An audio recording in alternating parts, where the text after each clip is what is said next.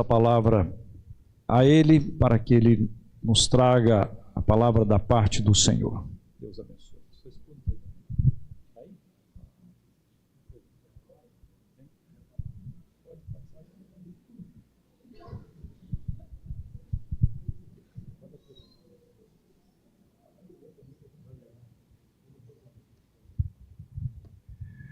Boa noite, meus irmãos. Que a misericórdia e a graça do Senhor seja sobre nós. O pastor está perguntando se eu estou sozinho, se tem alguém me acompanhando. Eu falei, minha esposa está aí. Aí ele falou, então apresenta. Eu falei, não, apresenta o senhor, senão vai brigar comigo. Agora vai brigar duas vezes. Érica, fica em pé aí, faz favor. E o Heitor, nosso filho mais novo. Fica em pé aí, Heitor. Heitor é mais tímido que a mãe dele, gente. Temos um outro filho, o Arthur, mas ele ficou lá na igreja. Hoje ele está escalado lá para o louvor e como diácono. Bênção de Deus, graças a Deus. Meus irmãos, vamos abrir a nossa Bíblia, por favor. Lá na Epístola de Paulo aos Gálatas.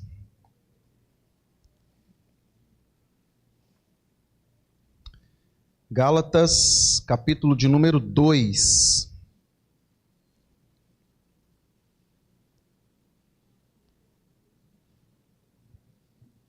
Gálatas, capítulo 2. Nós vamos ler do primeiro versículo até o versículo de número 10. Quantos irmãos encontram aí? Eu quero aqui de púlpito agradecer ao pastor Anderson pelo convite, ao conselho pela confiança e rogamos as bênçãos do Senhor sobre essa igreja, não é? Que inclusive é a igreja mãe lá da nossa igreja, né? Da igreja do Cananzinho. Trago um abraço fraterno também do nosso conselho, ao conselho aqui dessa igreja e a todos os membros que fazem parte dela. Que Deus continue abençoando todos vocês. Vamos fazer essa leitura então? Gálatas, capítulo 2, de 1 a 10, diz assim a palavra do Senhor. 14 anos depois, subi outra vez a Jerusalém com Barnabé, levando também a Tito. Subi em obediência a uma revelação, e lhes expus o evangelho que prego entre os gentios, mas em particular aos que pareciam de maior influência, para de algum modo não correr ou ter corrido em vão. Contudo, nem mesmo Tito, que estava comigo, sendo grego, foi constrangido a circuncidar-se, e isto por causa dos falsos irmãos que se entremeteram com o fim de espreitar a nossa liberdade que temos em Cristo Jesus e reduzir-nos à escravidão, aos quais nem ainda por uma hora nos submetemos, para que a verdade do Evangelho permanecesse entre vós. E quanto àqueles que pareciam ser de maior influência, quais tenham sido outrora, não me interessa, Deus não aceita a aparência do homem. Esses, digo, que me pareciam ser alguma coisa, nada me acrescentaram. Antes, pelo contrário, quando viram o evangelho da incircuncisão que me fora confiado, como a Pedro o da circuncisão, pois aquele que operou eficazmente em Pedro para o apostolado da circuncisão, também operou eficazmente em mim para com os gentios.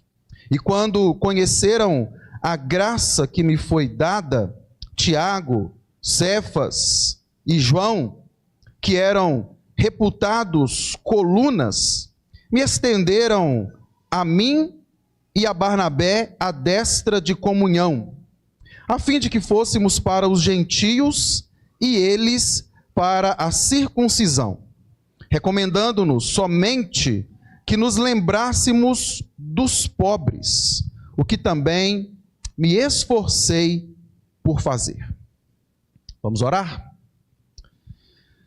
Bendito Deus, eterno e soberano Pai, graças te damos por mais essa oportunidade e privilégio que o Senhor nos concede de estarmos aqui reunidos em tua casa, em teu nome, como igreja, para louvarmos o teu nome, para glorificarmos ao Senhor, pois só tu és Deus, só tu és digno de honra, louvor, glória e adoração. E agora, ó Deus, depois de lida a tua palavra, nós humildemente suplicamos a tua bênção e rogamos do Senhor, Pai, por misericórdia e graça, fala ao nosso coração. Abra a nossa mente, Senhor, capacita-nos para que possamos compreender a tua palavra, sermos por ela edificados, ó Deus, e assim vivermos em conformidade com a vontade do Senhor para a nossa vida. Ajuda-nos, Deus, auxilia-nos nessa hora, pois somos completamente dependentes do Senhor. Fala conosco, pois precisamos ouvir a tua voz. É o que nós pedimos, ó Pai, no nome santo de Jesus. Amém. Meus irmãos, infelizmente, em nossos dias, nós podemos perceber claramente que muitas denominações ditas cristãs ou evangélicas têm se desviado daquilo que podemos chamar de o evangelho puro e simples, o evangelho verdadeiro, aquele que foi ensinado à igreja pelos apóstolos do nosso Senhor e Salvador Jesus Cristo. Prega-se sobre tudo, ensina-se várias coisas, fala-se de vários assuntos, mas o evangelho, infelizmente, em muitas igrejas tem sido deixado de lado. Fala-se sobre prosperidade, sobre curas. As pessoas são incentivadas a exigirem de Deus os seus direitos, como se Deus lhes fosse de algum modo devedor. Ensina-se as pessoas a exigirem de Deus a restituição de algo que foi perdido ou roubado por Satanás, mas não se fala da cruz de Cristo.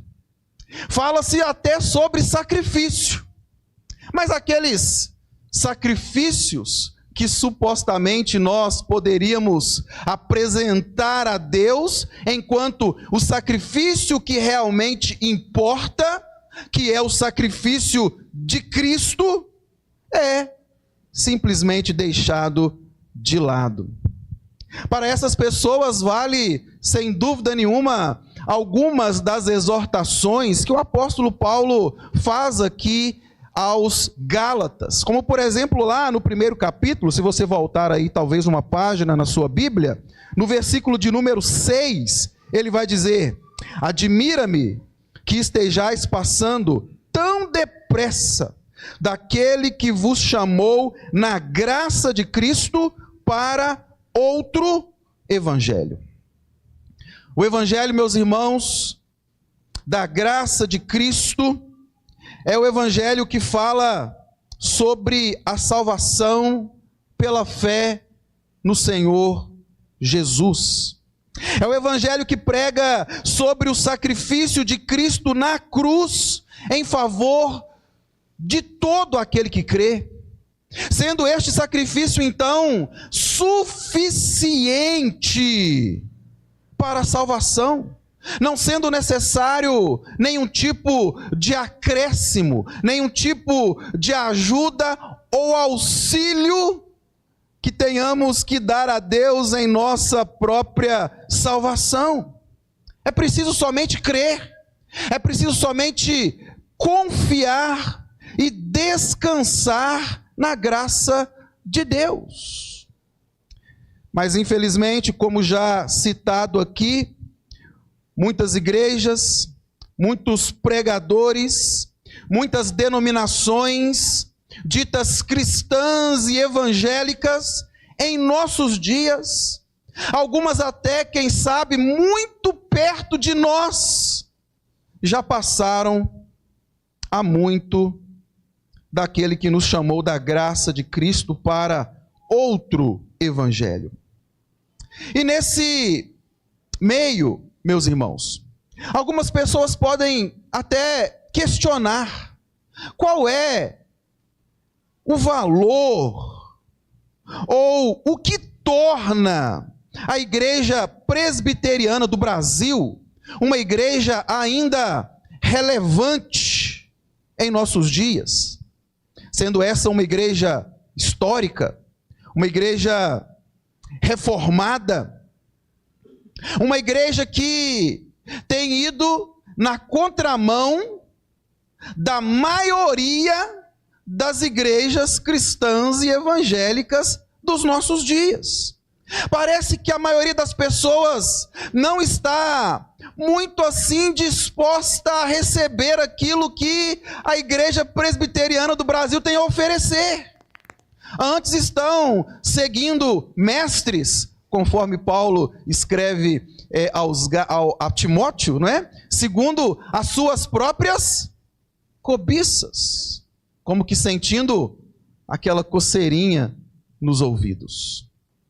Mas a igreja presbiteriana do Brasil ainda é sim uma igreja relevante em nossos dias, e continuará sendo, meus irmãos, até a volta de Cristo. Então, somente pela graça e pela misericórdia de Deus. Mas para entendermos as razões da igreja presbiteriana ser uma igreja relevante, é preciso voltarmos aqui a nossa atenção ao texto que lemos, Gálatas, capítulo de número 2. Havia naquele tempo falsos mestres, conhecidos como judaizantes, a quem o próprio apóstolo Paulo vai chamar aqui no verso de número 4 de falsos irmãos. Percebam, Paulo nem os considera verdadeiramente cristãos ou irmãos em Cristo. Paulo os chama de falsos irmãos. E estes falsos irmãos tentavam atacar a autoridade apostólica de Paulo. Não apenas isso, mas tentavam também atacar o seu ensino, acusando Paulo de não pregar o mesmo evangelho que os demais apóstolos, principalmente aqueles que pregavam em Jerusalém, estavam pregando, dizendo que o seu evangelho era um evangelho diferente. Esses falsos irmãos, estes judaizantes estavam assim então tentando desacreditar tanto o apostolado de Paulo, quanto também o evangelho que ele pregava. E o apóstolo Paulo vai tratar aqui no início desta epístola de responder a esses falsos irmãos. Não apenas isso, mas reafirmar tanto a sua autoridade apostólica como a veracidade do seu evangelho. Nós podemos perceber isso, por exemplo, mais uma vez no primeiro capítulo, lá no verso de número 1, ou primeiro, o próprio apóstolo Paulo vai dizer aqui que ele não é apóstolo pela vontade dos homens, mas ele é pela vontade de Deus. Ele vai dizer: Paulo, apóstolo, não da parte de homens, nem por intermédio de homem algum, mas por Jesus Cristo e por Deus Pai, que o ressuscitou dos mortos. Isso vai ficar claro também lá no versículo de número 11, quando, depois de reafirmar a sua autoridade apostólica, ele afirma também a verdade do seu evangelho. Ele vai dizer assim: faço-vos, porém, saber, irmãos, que o evangelho por mim anunciado não é segundo o homem. Olha como Paulo usa de modo interessante aqui as palavras. Ele vai dizer que nem o seu apostolado foi recebido da parte de homens, tampouco o evangelho anunciado por ele é segundo homens. E ele vai enfatizar no versículo 12: porque eu não recebi, nem aprendi de homem algum, mas mediante revelação de Jesus Cristo. A mensagem pregada pelo apóstolo Paulo, tanto quanto o seu apostolado, meus irmãos, eram de origem divina. O próprio Senhor Jesus o chamou, o próprio Filho de Deus o comissionou, o enviou e o encarregou de pregar a mensagem apostólica. E essa, sem dúvida nenhuma, é a mensagem que necessita em nossos dias ser pregada. O apóstolo Paulo vai até além aqui em seu intuito de combater aqueles falsos irmãos, e ele diz então que o que diferenciava o seu apostolado, ou a mensagem do evangelho que ele pregava, dos demais apóstolos, principalmente os que ele cita aqui como colunas, Pedro, Tiago e João, era simplesmente uma diferença estratégica. Se aqueles apóstolos foram comissionados por Cristo para pregarem o evangelho entre os judeus, a quem Paulo chama aqui os da circuncisão, Paulo foi designado para pregar o mesmo evangelho entre os gentios, aqueles a quem ele chama os da incircuncisão. E para dar provas de que o seu ensino é igual, ou que a mensagem pregada por ele era coerente com a mensagem pregada pelos demais apóstolos, ele cita aqui no capítulo 2, então, essa visita que ele fez àqueles apóstolos lá em Jerusalém, Pedro, Tiago e João. E vai mostrar aqui que aqueles apóstolos, na verdade, endossaram o evangelho, ou a mensagem que era pelo apóstolo Paulo pregada entre os gentios. E diante disso, meus irmãos, nós podemos então nessa noite propor um tema que é de fundamental importância para entendermos qual é a relevância da Igreja Presbiteriana do Brasil em nossos dias. Uma igreja, como eu disse, histórica, uma igreja reformada, mas que existe ou tem que coexistir em meio a este pluralismo religioso no meio do qual nós também vivemos. Quais são então, meus irmãos, as evidências do verdadeiro evangelho? Evidências estas que de fato tornam a nossa igreja uma igreja relevante em nossos dias. Não apenas em nossos dias, mas que continuará fazendo dela uma igreja relevante até a volta do nosso Senhor e Salvador Jesus Cristo. Em primeiro lugar, aquilo que torna a igreja presbiteriana do Brasil uma igreja relevante, ou a primeira evidência do evangelho verdadeiro, meus irmãos, é que o evangelho verdadeiro proclama a salvação de todo aquele que crê, tão somente com base nos méritos e na obra do nosso Senhor Jesus Cristo. Não existe meio de receber a salvação, tampouco de conquistá-la, como muitos têm dito em nossos dias, a não ser pelos méritos que há na pessoa e na obra de Cristo Jesus. O que podemos afirmar diante dessa primeira verdade é que o verdadeiro evangelho não exige obediência a regras externas como condição para quem quer que seja ser salvo. E Paulo estava enfrentando exatamente este problema aqui com os judaizantes. Eles se infiltravam no meio dos cristãos para estabelecer, ou pelo menos tentar estabelecer, os preceitos da lei como indispensáveis para se alcançar a salvação, como por exemplo a circuncisão. Isso fica claro se você abrir a sua Bíblia aí, lá no livro de Atos, capítulo 15, no primeiro versículo, porque ali o problema que vemos é exatamente o mesmo problema. Está escrito assim: alguns indivíduos que desceram da Judéia ensinavam aos irmãos, olha o ensino: se não vos circuncidardes segundo o costume de Moisés, não podereis ser salvos.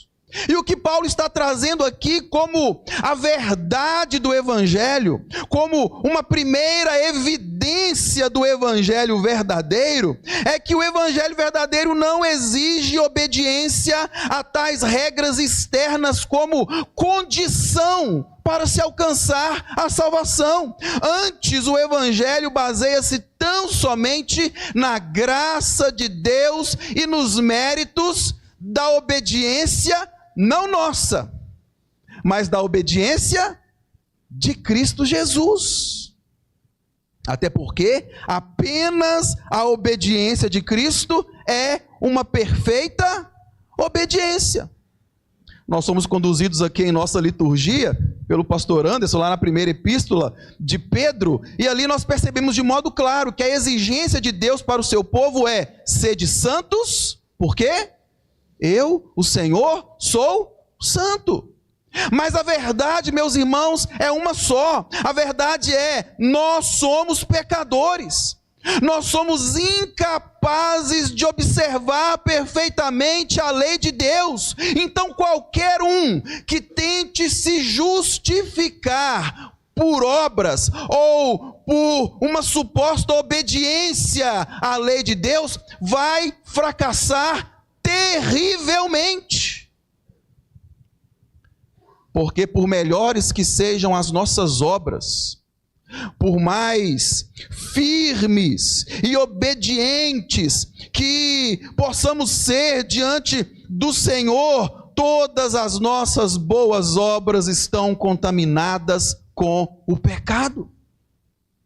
Obviamente isso não é incentivo para ninguém viver no pecado, não é? O apóstolo Paulo mesmo, ele vai trabalhar essa ideia quando ele explica o que significa superabundar a graça onde antes abundava o pecado. Ele vai dizer o seguinte: que diremos, pois?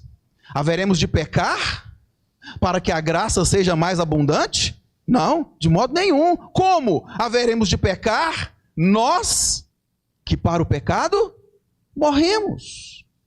A obediência, meus irmãos, que nós devemos a Deus, a observância que devemos sim ter com relação aos mandamentos de Deus, não vem como uma condição indispensável para alcançarmos a salvação. Pelo contrário, ela vem a nós como fruto da salvação, como uma evidência da obra do Espírito Santo na nossa vida, que nos convence do pecado, da justiça e do juízo, e que nos capacita a buscarmos a todo tempo a vontade de Deus, que nos auxilia, que nos impulsiona a não nos conformarmos com o pecado.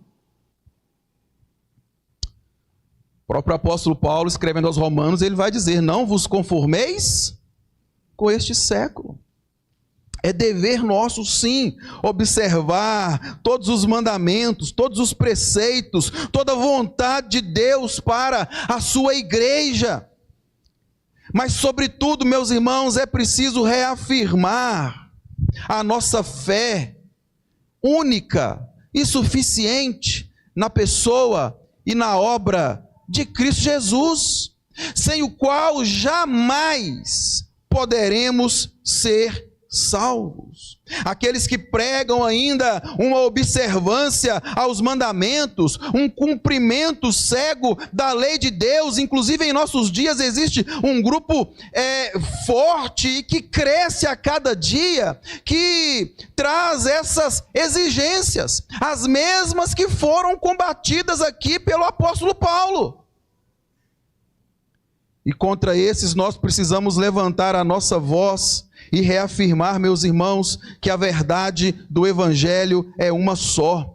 A verdade do Evangelho é que não existe nada que possamos fazer para conquistar, para alcançar ou para merecer a salvação. Tudo aquilo que deveria ser feito já foi feito. O preço que deveria ser pago já foi pago, e não foi pago por nós, não poderia ser pago por nós. Foi pago por Cristo Jesus lá na cruz do Calvário.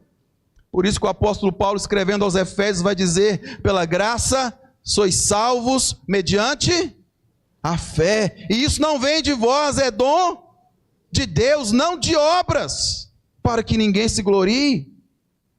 Pois somos feituras dele, criados em Cristo Jesus, para as boas obras. Não foi pelas boas obras, foi para as boas obras, as quais Deus de antemão preparou para que andássemos nelas. Muitos ainda não entenderam que determinadas ordenanças, como, por exemplo, a circuncisão, a restrição de determinados alimentos, a guarda do sábado, as festas do calendário judaico, tudo isso apontava para Jesus. E para esses vale a exortação de Paulo aos Colossenses, lá no capítulo 2, a partir do versículo de número 16, ele vai dizer: ninguém, pois, vos julgue por causa de comida e bebida, ou de festa, ou de lua nova, ou sábados, porque tudo isso tem sido sombra das coisas que haviam de vir, porém o corpo é de Cristo. A primeira evidência do Evangelho verdadeiro, a primeira marca de uma igreja realmente relevante em nossos dias, é a crença, é a pregação, o anúncio da salvação pela fé na pessoa de Cristo Jesus. O Evangelho não exige obediências a regras externas como condição para a salvação, e sim a fé em Cristo. Em segundo lugar, meus irmãos, segunda evidência que podemos extrair aqui desse texto sobre o verdadeiro Evangelho de Cristo Jesus, sobre uma marca que torna a igreja presbiteriana do Brasil uma igreja relevante em nossos dias, é que o verdadeiro Evangelho de Cristo Jesus, ele tem como fundamento o ensino dos apóstolos. O verdadeiro Evangelho de Cristo Jesus tem como fundamento o ensino dos apóstolos. Se numa primeira citação aqui, o apóstolo Paulo vai dizer que nem mesmo os apóstolos lá de Jerusalém exigiram que Tito, que era um grego, fosse constrangido a circuncidar-se, mostrando assim que o Evangelho não exige a observância de regras externas. Uma segunda afirmação que podemos extrair aqui é que o verdadeiro Evangelho tem como base a doutrina dos apóstolos. Lá em Jerusalém, neste encontro que Paulo teve com Pedro, Tiago e João, ele expôs o Evangelho que ele pregava aos gentios. E o entendimento comum foi que a pregação de Paulo era a mesma pregação dos apóstolos em Jerusalém. Interessante notar que mesmo Paulo, não tendo acompanhado Jesus durante o seu ministério aqui nesse mundo, o próprio apóstolo Paulo vai dizer lá em 1 Coríntios 15, versículo 8, que ele foi chamado por Cristo fora do tempo, não é? Todos nós nos lembramos daquele episódio em que Cristo ressurreto o chama ali no caminho de Damasco. Houve então harmonia, unidade, concordância. Meus irmãos, é muito comum haver entre nós divergências, discordâncias, mesmo assistindo ou ouvindo uma mesma aula ou uma mesma palestra. Imagine agora a pregação de Paulo e a pregação dos demais apóstolos, tendo os apóstolos andado com Cristo durante 3 anos, e Paulo tendo sido chamado fora do tempo. A chance era muito grande de eles não concordarem em muitos aspectos, mas o que percebemos aqui é que houve sim concordância. Houve concordância, em primeiro lugar, no sentido de mostrar a verdade do Evangelho baseada na graça de Deus e não em obras. Como eu citei aqui, os irmãos podem perceber aí que Paulo foi para Jerusalém acompanhado de Barnabé e de Tito. Barnabé, um judeu, Tito, um gentio. E sendo gentio, ele não foi constrangido a ser circuncidado. Não apenas isso, mas houve concordância também entre eles que o único e verdadeiro evangelho de Cristo Jesus é aquele que se baseia na graça de Deus. É aquele que tem como base a obra de Cristo, o mérito que há na pessoa de Cristo Jesus.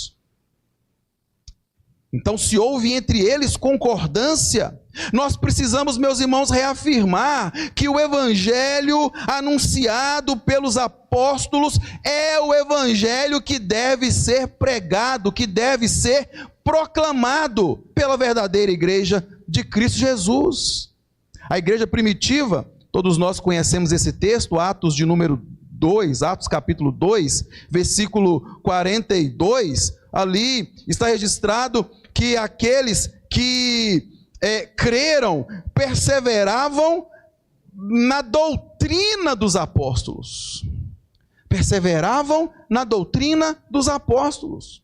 O ensino pregado, o ensino proclamado ali, não era aquele que mais se mostrava conveniente à circunstância ou ao momento, não. O ensino que era seguido ali, o ensino que era pregado ali, era o ensino que havia sido ensinado pelos apóstolos.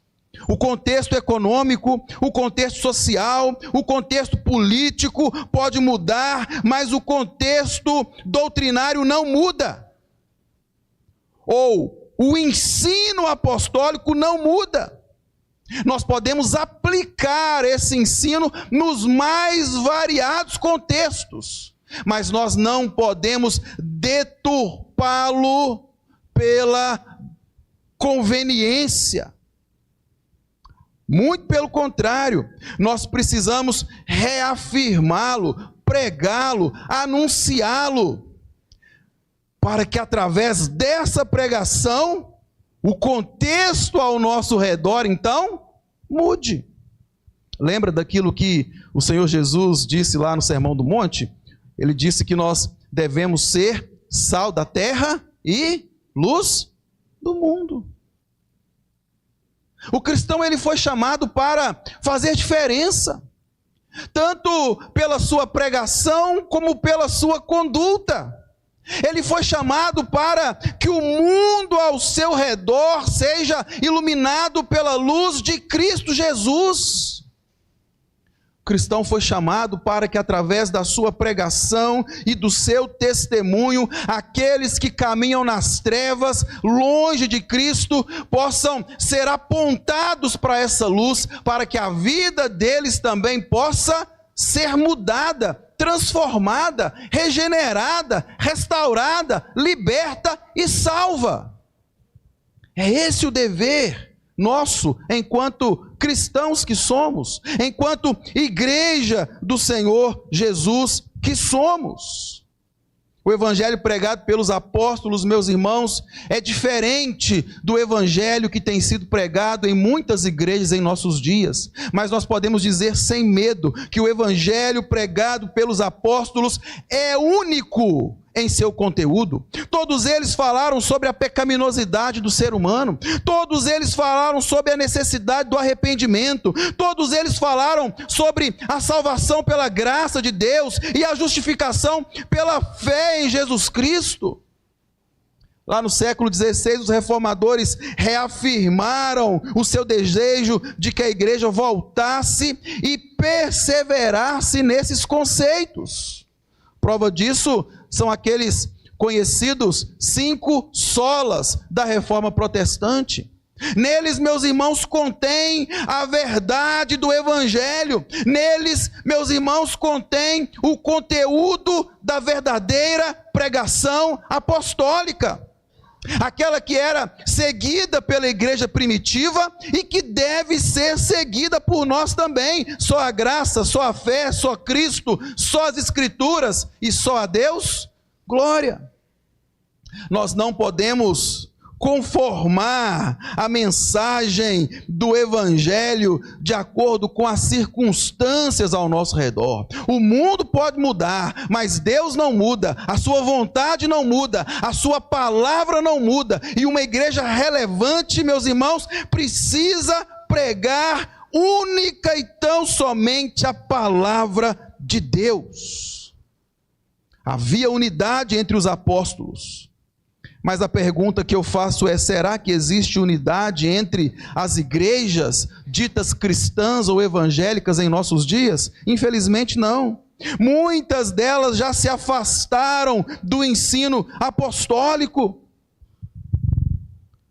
Muitas delas deixaram de lado aquilo que aprendemos na palavra de Deus e estão pregando aquilo que atrai, aquilo que agrada, aquilo que desperta o interesse e a atenção da maioria das pessoas. E não se enganem, o que desperta a atenção e o interesse da maioria das pessoas não é o verdadeiro evangelho de Cristo Jesus. Porque a natureza das pessoas é corrompida. As pessoas buscam os seus próprios interesses, as pessoas criam para si ídolos e procuram ainda uma igreja que fale algo coerente com a deturpação moral do seu próprio caráter. E o que mais existe por aí é a igreja pregando ou anunciando estas inverdades. Mas nós não. A igreja presbiteriana da Vila Celeste não, uma igreja histórica, 50 anos, não é, pastor? 50 anos? 50 anos. Uma igreja que para muitos aí fora pode ser considerada uma igreja antiquada. Mas a verdade é que essa igreja faz parte da igreja verdadeira. A igreja de Cristo Jesus, aquela que é sustentada e fortalecida pelo próprio Senhor da igreja. O evangelho verdadeiro, portanto, meus irmãos, tem como fundamento a doutrina dos apóstolos. O verdadeiro evangelho não baseia o seu conteúdo naquilo que as pessoas necessariamente querem ouvir, mas naquilo que as pessoas precisam ouvir. E em último lugar, para encerrar a nossa meditação nessa noite, meus irmãos, o verdadeiro evangelho de Cristo Jesus, além de apontar para a salvação unicamente pelos méritos e pela obra de Cristo, além de ser fundamentado na doutrina dos apóstolos, ele também promove duas coisas. Ele promove, primeiro, a comunhão e, segundo, a misericórdia. Os últimos versos aqui do texto que nós acabamos de ler, nós somos apresentados a estas duas verdades, não é? O evangelho de Paulo, ele não era em nada inferior tampouco deficiente em relação ao evangelho de Jerusalém, o evangelho pregado por Pedro, Tiago e João.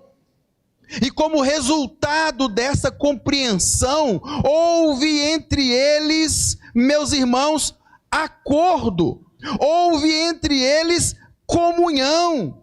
Por mais que os apóstolos de Jerusalém tivessem sido comissionados para pregarem entre os da circuncisão e Paulo entre os da incircuncisão, havia entre eles acordo, havia entre eles comunhão. Paulo vai dizer aqui que eles estenderam a ele a mão direita em sinal de comunhão. Em sinal de comunhão. Isso mostra que uma das razões de sermos igreja é para que haja em nosso meio comunhão. E essa comunhão, meus irmãos, ela precisa se dar em dois níveis. Nós fomos restaurados pela graça de Deus para termos em primeiro lugar comunhão com Ele. Deus nos chamou à comunhão com Ele. Olha que bênção, olha que privilégio. Nós que estávamos mortos, nós que estávamos afastados por causa dos nossos próprios pecados, fomos por Deus restaurados à comunhão. Nós temos comunhão com Deus. Mas além disso, nós somos chamados também à comunhão com os irmãos. Inclusive, uma das evidências da nossa comunhão com Deus é termos comunhão uns com os outros. Assim como uma das evidências do amor a Deus é amar ao próximo. Quem é que pode dizer que ama ao seu próximo? Ou melhor, quem é que pode dizer que ama a Deus, a quem não vê, se não ama ao seu próximo, a quem vê? Então, se temos comunhão com Deus, nós precisamos viver em comunhão também com os nossos irmãos. Todo mundo conhece o Salmo 133, né? Ó, quão bom e agradável é viverem unidos os irmãos. E lá no versículo 3, o salmista vai dizer que ali onde existe a comunhão, o Senhor ordena o quê?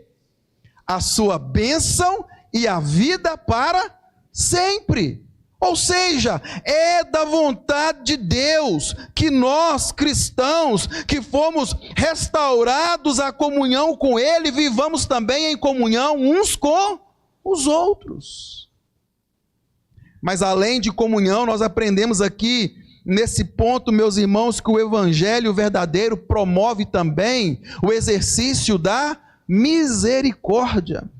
Os apóstolos de Jerusalém estenderam a sua destra de comunhão a Paulo e Barnabé e os reenviaram aos gentios.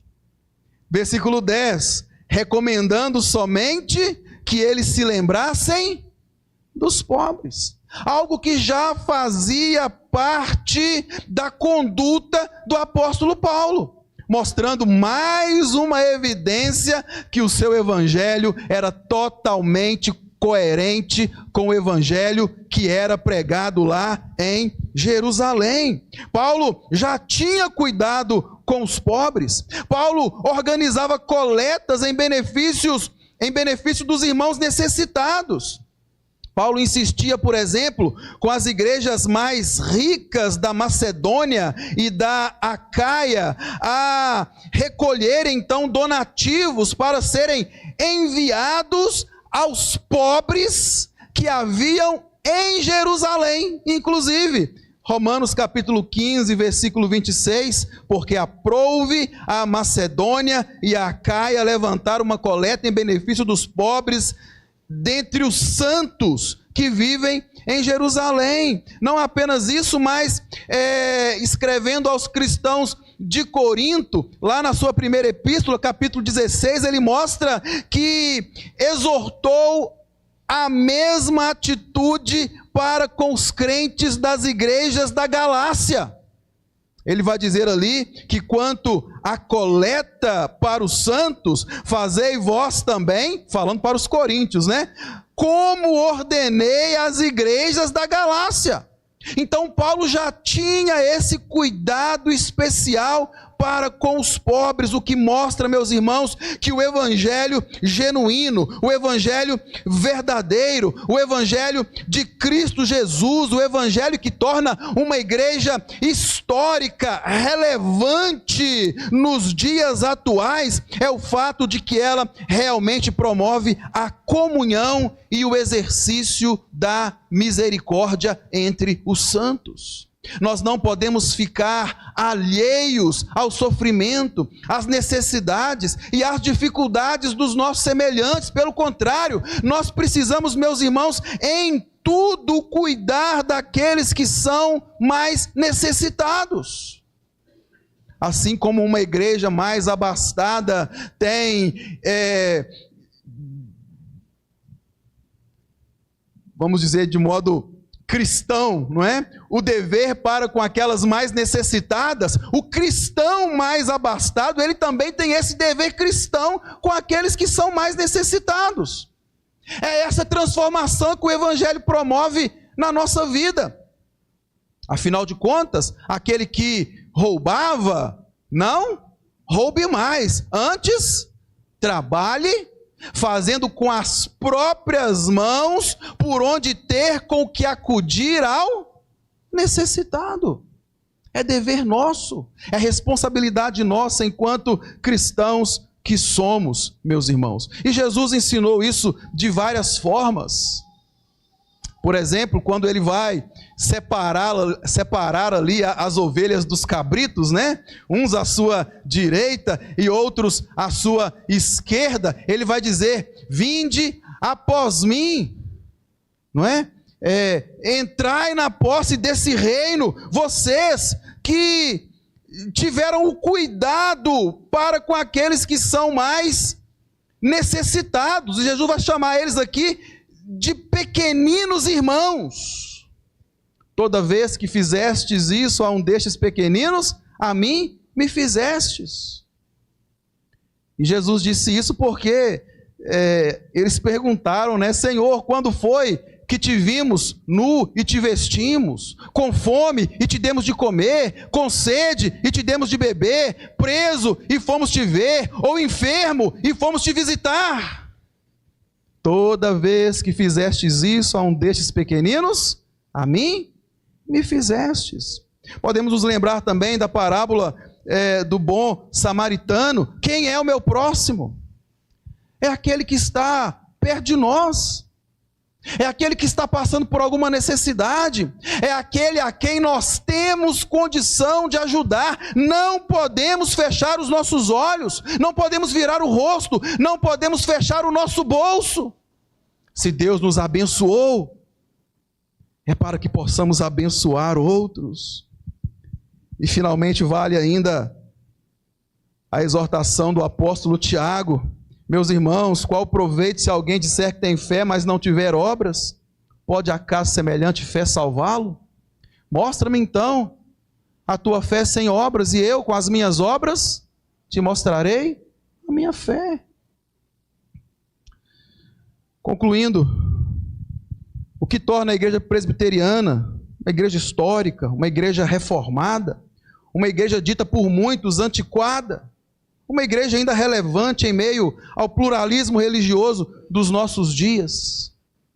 A resposta a essa pergunta, meus irmãos, está no fato de que a igreja presbiteriana ainda se mantém firme no verdadeiro evangelho, conforme ensinado nas Sagradas Escrituras. E o verdadeiro evangelho, ele baseia a salvação não em obras, mas na graça de Deus pela fé em Cristo Jesus. O verdadeiro evangelho baseia todos os seus ensinos não na necessidade do momento, não na teologia contemporânea que é mais comum, mas ele baseia os seus ensinos na doutrina dos apóstolos. E como evidência, como fruto dessa doutrina, o verdadeiro evangelho promove entre os cristãos a comunhão, não apenas isso, mas promove entre os cristãos também o exercício da misericórdia. Que assim Deus possa nos abençoar como igreja. Que assim Deus possa nos fazer de fato e de verdade uma igreja relevante. Que essas evidências do verdadeiro evangelho de Cristo Jesus sejam de fato vistas em nossa vida, para o bom nome da igreja de Cristo, mas sobretudo, meus irmãos, para a glória do nome do nosso Senhor e Salvador Jesus Cristo. Que Deus nos abençoe.